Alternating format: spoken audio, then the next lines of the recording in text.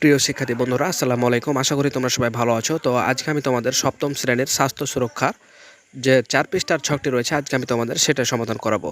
তো এর আগে আমি তোমাদের সমস্ত বইয়ের সমাধান করে দিয়েছি, বাংলা, অঙ্ক, ইংরেজি। চাইলে তোমরা সেগুলো দেখে আসতে পারো। তো আজকে আমি তোমাদের স্বাস্থ্য সুরক্ষা বইয়ের 4 পৃষ্ঠার যে ছকটি রয়েছে সেটি সমাধান করাবো। তো চলো যার কথা না বলে শুরু করে যাক। তো প্রিয় শিক্ষার্থী, দেখতে পাচ্ছ যে আমাদের খাদ্য পুষ্টি দেখতে পাচ্ছ, প্রথমের ছকটি হচ্ছে দিনের, তারপর একটা সকাল, তারপরে দুপুর, তারপর রাত, তারপরে বলেছে যে আমাদের খাদ্যে কোন ধরনের খাদ্য উপাদান আছে, কোন ধরনের উপাদান বেশি, কম বা স্বাভাবিক মাত্রায় আছে বলে মনে করছি কি না। তো সে সম্পর্কে বলা হয়েছে আর কি। তো দেখতে পাচ্ছ দিন 1 প্রথম কার্ডটা, তারপরে দেখতে পাচ্ছ সকালে দেখতে পাচ্ছ রুটি, সবজি, ডিম, চা। তারপর দুপুরে দেখতে পাচ্ছ যে ভাত, মাছ, সবজি, ডাল, সবজি, খিচুড়ি, সালাদ। তোমরা ছকের সামনে ছক বসিয়ে সুন্দর করে এটা করে নিবে। এরপর ডান দিকে যেটা আছে সেটা বসিয়ে দিবে।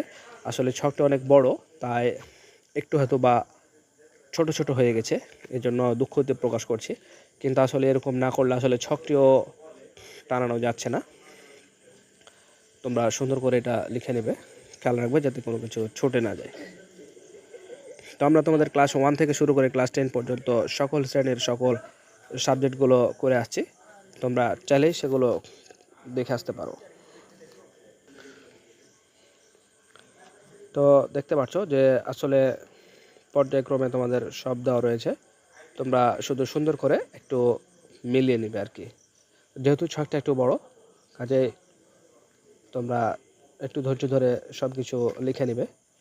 কারণ যদি ধৈর্য একটু 19-20 হয় তাহলে কিন্তু আসলে একটি বড় মিস্টেক হয়ে যাবে।